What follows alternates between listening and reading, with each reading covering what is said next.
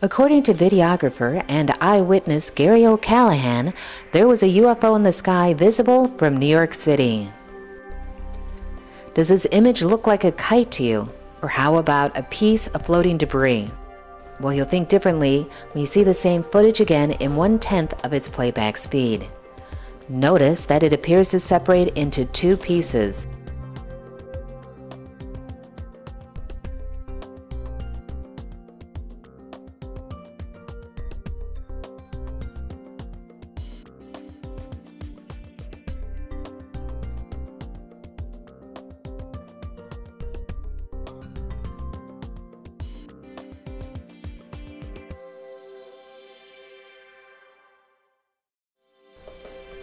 The question then is, can a kite or floating piece of debris give the same image when it too is slowed down to 1/10 of the playback speed?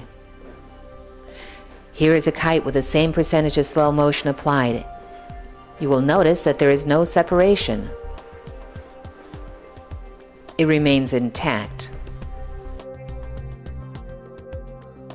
That is because the speed of the kite is not fast enough to cause a conflict with the speed of the recording DVD.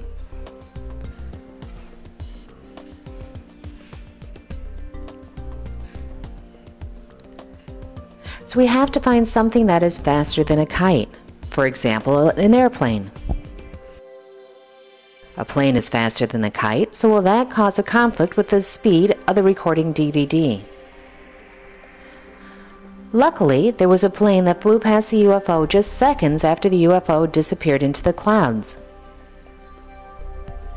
So let's take a look at the plane once it's slowed down to 1/10 of the playback speed. You will notice that due to the plane's speed, there is a conflict that causes distortion.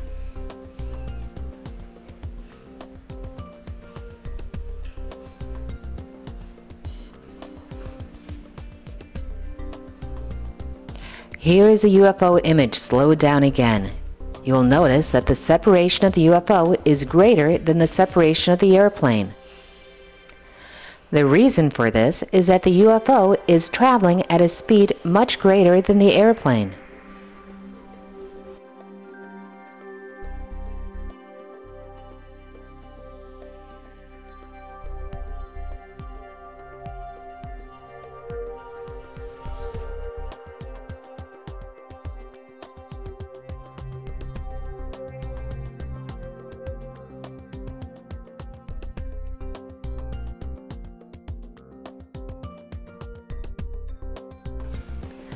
Please write to www.scienceappeal.com to register what you believe this UFO may be. But first, let's take a look at what others around the world saw on this day in history.